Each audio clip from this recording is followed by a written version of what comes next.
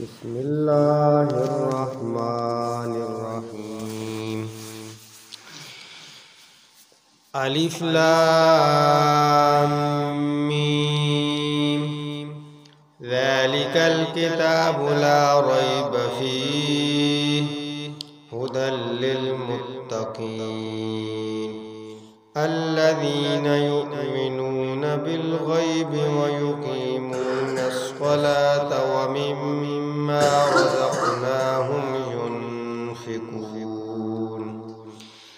والذین یؤمنون بما انزل الیک وما انزل من قبلک وبالآخرة هم یوقنون صدق اللہ العظیم۔ عزیز واجب الاحترام سامعین گرامی قدر، قرآن مجید فرقان حمید کی دوسرے نمبر کی سورت سورہ بقرہ ہے۔ اس سورت کے نام اور اس کی فضیلت کے حوالے سے بات کرنے سے پہلے یہ جاننا ضروری ہے کہ یہ سورت سین کے ساتھ یہ جو لفظ بولا جاتا ہے، اس لفظ کا مطلب کیا ہے؟ سورت کہتے کسے ہیں؟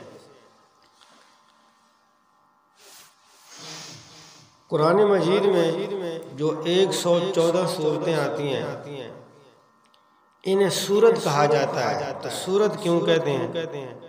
تو مفسرین نے لکھا ہے قطعۃ من الآیات،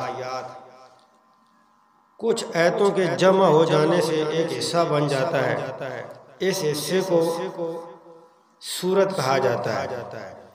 اور سورت میں کم سے کم 3 آیتیں ہوتی ہیں، 3 آیات یا اس سے زیادہ آیتیں جمع ہو جائیں تو اسے سورت کہا جاتا ہے۔ اور ہر سورت میں کم سے کم 3 سورتیں، کم سے کم 3 آیتیں ہونی چاہیے۔ اور آپ قرآن مجید کی 114 صورتوں میں دیکھیں گے کہ جس سورت کی سب سے کم آیتیں ہیں وہ 3 ہی ہیں۔ 3 سے کم آیتوں والی سورت پورے قرآن میں کوئی بھی نہیں۔ مثال کے طور پہ قرآن مجید میں سب سے ایک چھوٹی سورت ہے جس کا نام ہے سورہ عصر، اس کی 3 ہی آیتیں ہیں، والعصر ان الانسان لفی خسر الا الذین آمنوا وعملوا الصالحات وتواصوا بالحق وتواصوا بالصبر۔ یہ سورہ عصر ہے اور اس کی یہ 3 آیات ہیں۔ اسی طرح ایک اور چھوٹی سی سورت ہے جس کا نام ہے سورہ نصر۔ اللہ پاک فرماتے ہیں بسم اللہ الرحمن الرحیم اذا جاء نصر اللہ والفتح ورأیت الناس يدخلون فی دین اللہ افواجا فسبح بحمد ربک واستغفرہ انہ کان توابا۔ اب اس سورت کی بھی 3 ہی آیتیں ہیں۔ ایک اور چھوٹی سی سورت ہے جس کا نام ہے سورہ کوثر۔ بچہ اس سورت کو پڑھتا ہے اور یاد رکھتا ہے۔ اس سورت کی بھی 3 ہی آیتیں ہیں۔ بسم اللہ الرحمن الرحیم انا اعطیناک الکوثر فصل لربک وانحر ان شانئک هو الابتر۔ تو قرآن مجید کی 114 صورتوں میں سے کوئی صورت ایسی نہیں ہے کہ جس کی آیتیں 3 سے کم ہوں۔ کم سے کم ہر صورت کی آیات 3 اور زیادہ سے زیادہ آیتیں جتنی بھی ہوں۔ اور قرآن مجید کی جتنی بھی صورتیں ہیں ان صورتوں میں سب سے لمبی جو صورت ہے وہ سورہ بقرہ ہے، جس کا درس اب ہم نے شروع کر دیا اور 286 آیتوں پر مشتمل ہے۔ قرآن کی کوئی ایسی صورت نہیں جس کی آیات 286 ہوں۔ اب 286 آیتوں والی صورت سورہ بقرہ ہے، اور صورت اسے کہتے ہیں کہ 3 آیتیں یا 3 سے زیادہ آیتیں جب جمع ہو جائیں تو ایک حصہ بن جاتا ہے، اس حصے کو سورت کہتے ہیں۔ لیکن آیت کسے کہتے ہیں؟ تو آیت کہتے ہیں سورت کے ایک ٹکڑے کو۔ سورت کے اندر جتنے بھی ٹکڑے ہیں ان تمام ٹکڑوں کو آیت کہتے ہیں، جیسے کہ الف لام میم، یہ ایک ٹکڑا ہے سورہ بقرہ کا، تو یہ قرآن مجید کی سورہ بقرہ کی ایک آیت ہے۔ ذالک الکتاب لا ریب فیہ ھدی للمتقین، یہ ایک ٹکڑا ہے تو اس کو آیت کہتے ہیں۔ تو سورت کے ہر ٹکڑے کو آیت کہا جاتا ہے۔ اب جس طرح صورتیں چھوٹی بڑی ہوتی ہیں، اسی طرح آیات بھی چھوٹی بڑی ہوتی رہتی ہیں۔ کبھی آپ دیکھیں گے قرآن مجید میں کہ آیت ہوگی اور وہ ایک ہی حرف کی ہوگی، جیسے کہ قاف، یہ ایک ہی حرف ہے لیکن یہ ایک آیت ہے۔ صاد، یہ ایک ہی حرف ہے لیکن یہ ایک آیت ہے۔ اور کبھی آپ دیکھیں گے کہ ایک لفظ کی ایک آیت ہوگی، جس طرح کہ یہی سورہ بقرہ کا جو شروع ہے الف لام میم، یہ ایک لفظ ہے اور یہ ایک پوری آیت یہاں پہ ہے۔ اسی طرح ایک دوسری مقام پہ آتا ہے حامیم، اب یہ بھی قرآن مجید کی ایک آیت ہے۔ اور بعض آیات جس طرح سورہ بقرہ لمبی سورت ہے، اسی طرح آیات میں بھی لمبی آیتیں ہوتی ہیں، جیسے کہ سورہ مزمل کی جو سورہ مزمل کا جو دوسرا رکوع ہے، یعنی آیت نمبر 20 سورہ مزمل کی ہے، وہ اتنی لمبی ہے کہ پورا رکوع پورے ایک رکوع کی آیت ہے۔ اب آیت کا معنی کیا ہے؟ تو آیت کے دو معنی مفسرین نے لکھے ہیں، جو قرآن مجید کے اندر بھی اکثر جگہوں پہ یہی معنی استعمال ہوئے ہیں۔ آیت کا ایک معنی ہے نشانی اور ایک معنی آیت کا ہے دلیل۔ تو قرآن مجید میں یہ دونوں معنی استعمال ہوئے ہیں، جیسے اسی سورہ بقرہ میں اللہ تعالیٰ دن اور رات کے اختلاف کا ذکر کرتے ہیں، پھر آسمانوں سے بارش کے نزول کا اور اس بارش کے ذریعے زمین سے پھل کے نکلنے کا ذکر کرنے کے بعد اللہ تعالیٰ ارشاد فرماتے ہیں لآیات لقوم یعقلون، اللہ فرماتے ہیں کہ اس میں نشانی ہے عقل والوں کے لیے۔ تو آیت بمانے نشانی کے قرآن مجید کے اندر استعمال ہوا ہے، اور ایک معنی اس کا دلیل بھی ہے۔ اور قرآن مجید میں اللہ پاک فرماتے ہیں وَمِنْ آیَاتِهِ أَنْ خَلَقَ لَكُم مِّنْ أَنفُسِكُمْ أَزْوَاجًا، اللہ پاک فرماتے ہیں کہ میری دلیلوں میں سے ایک دلیل یہ بھی ہے کہ میں نے تمہارے نفسوں سے ہی تمہارے جوڑے پیدا کیے ہیں۔ تو یہ تو ہوگی سورت کا اور آیت کا مطلب کہ سورت کسے کہتے ہیں اور آیت کسے کہتے ہیں۔ اب اس سورت کا نام سورہ بقرہ ہے۔ سورت کا نام جو کسی بھی سورت کا نام رکھا جاتا ہے تو اس کی کم سے کم 3 وجوہات ہوتی ہیں۔ ایک وجہ تو ایسے ہے کہ سورت کے شروع میں کوئی ایسا لفظ ہوتا ہے کہ اس لفظ کے اوپر اس سورت کا نام رکھ دیا جاتا ہے، جیسے کہ قاف، یہ سورہ قاف ہے اور شروع کے اندر لفظ قاف آیا تھا تو اسی پہ اس کا نام رکھ دیا گیا۔ جیسے صاد، سورت کے شروع میں یہ لفظ تھا تو اسی لفظ کے اسی حرف کے اوپر جو ہے سورت کا نام رکھ دیا گیا۔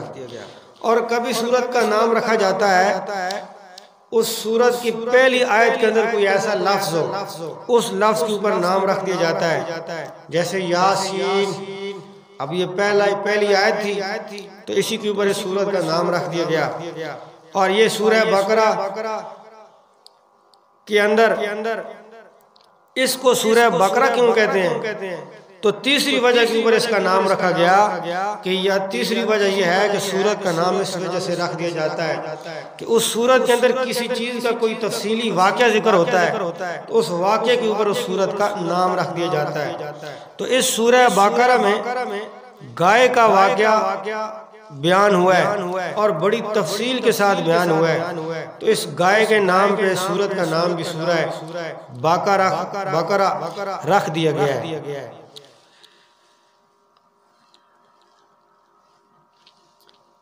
اور اسی طرح قرآن مجید میں سورہ کوثر ہے. اب سورہ کوثر پہلی اس سورت کے اندر کوثر کا ذکر تھا تو اس کا نام سورہ کوثر رکھ دیا گیا. اور یہ سورت مدینہ میں نازل ہوئی، یعنی مدنی سورت ہے. اچھا ابھی بعض صورتیں مکی ہیں اور بعض صورتیں مدنی ہیں، تو ان کی کیا وجہ ہے؟ تو مفسرین فرماتے ہیں کہ جو صورتیں ہجرت مدینہ سے پہلے نازل ہوئی ہیں ان صورتوں کو مکی صورت کہا جاتا ہے، چاہے وہ مدینہ کے اندر ہی کیوں نہ نازل ہوئی ہو. یعنی یہ صورتیں مکی ہیں، مکہ میں نازل ہونے والی.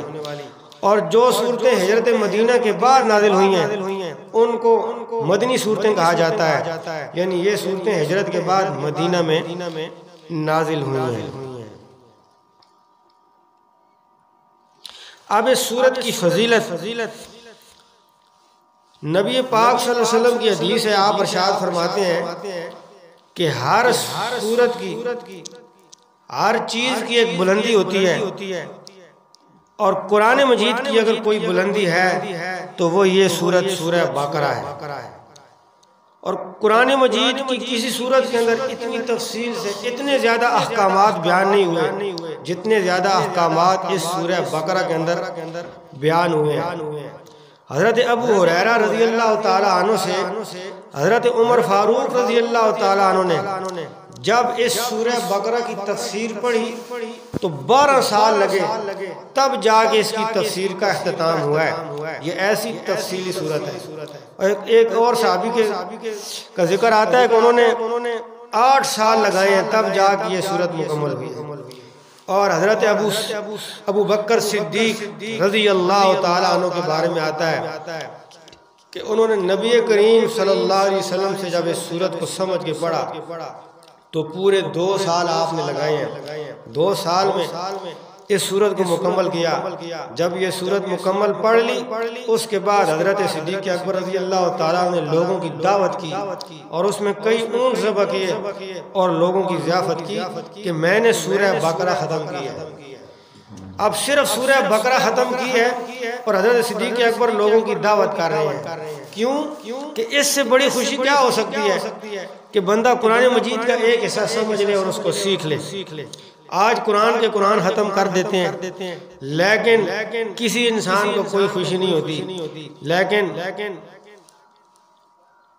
صحابہ کرام ایسی ہستیاں تھیں. تو اس قرآن مجید کی اس سورت کی فضیلت یہ ہے کہ حضرت ماقل بن یسار رضی اللہ تعالیٰ عنہ ارشاد فرماتے ہیں نبی کریم صلی اللہ علیہ وسلم نے ارشاد فرمایا کہ قرآن مجید کی یہ سورت قرآن مجید کی کوہان ہے اور قرآن مجید کی بلندی ہے.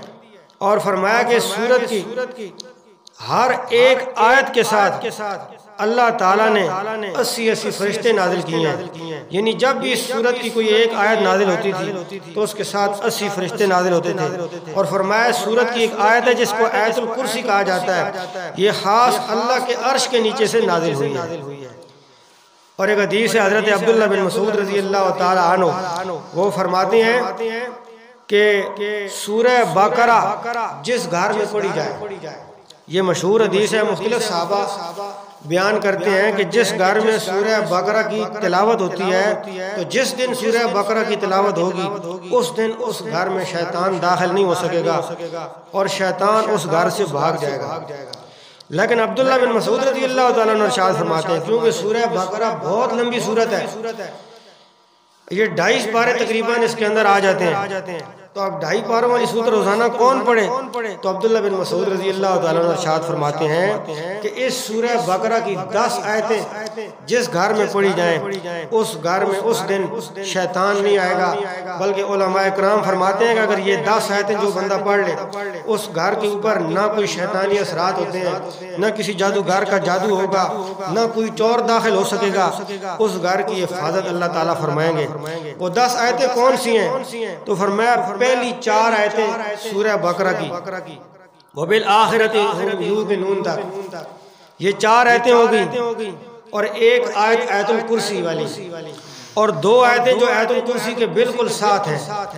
آیت الکرسی کے بعد والی 2 آیتیں یہ 7 ہو گئی، اور فرمایا 3 آیتیں بالکل سورہ بقرہ کی آخری آخری 3 آیتیں، تو یہ ٹوٹل 10 آیتیں بنتی ہیں۔ فرمایا جس گھر کے اندر یہ 10 آیتیں پڑھی جائیں اس گھر کے اندر شیطان اور شیطانی اثرات اور جادوگر کا جادو حتیٰ کہ چور ڈاکو کوئی بھی داخل نہیں ہو سکتا۔